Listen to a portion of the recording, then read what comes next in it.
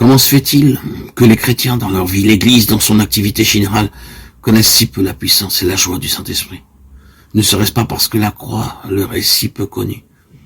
Et je n'entends pas par là la croix du Christ en Golgotha, mais cette croix que tout enfant de Dieu doit expérimenter dans sa vie journalière, cette croix qui a une puissance de séparation, de crucifiement. L'Église actuelle a le plus grand besoin d'entendre prêcher le crucifiement de la chair. Il est urgent que la croix de Christ reprenne une place prépondérante. C'est à l'Église de Christ qu'il revient de dresser la croix, de l'honorer et la prêcher, en la portant et en la vivant.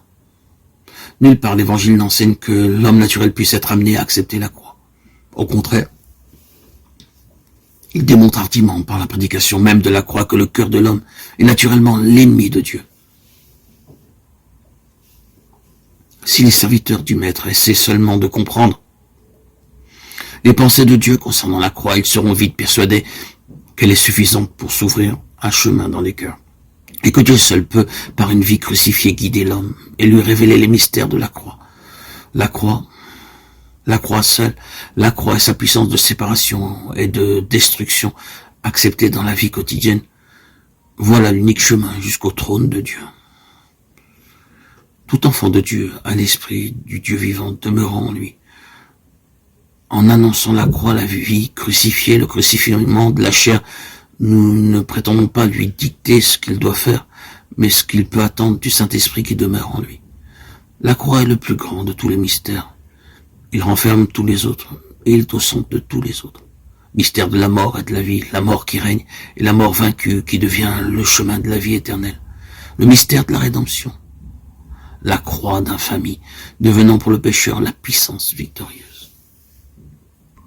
La croix, c'est le jugement que Dieu prononce sur le péché. La chair et le monde doivent être crucifiés, mis à mort. Uni à Christ, j'accepte cette sentence de condamnation. Et avec le secours de la vie de Christ, je vis comme étant crucifié avec lui.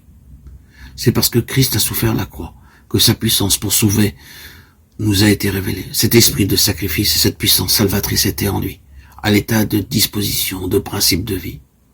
Et maintenant qu'il est retourné au ciel, c'est encore de façon identique que s'exerce sa puissance de salut, un principe de vie déposé en ses rachetés et qui devient agissant par eux.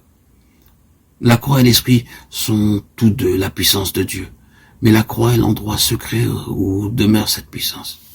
C'est pourquoi elle est appelée faiblesse de Dieu et folie de Dieu, car quel homme eût jamais songé à chercher la puissance dans la croix?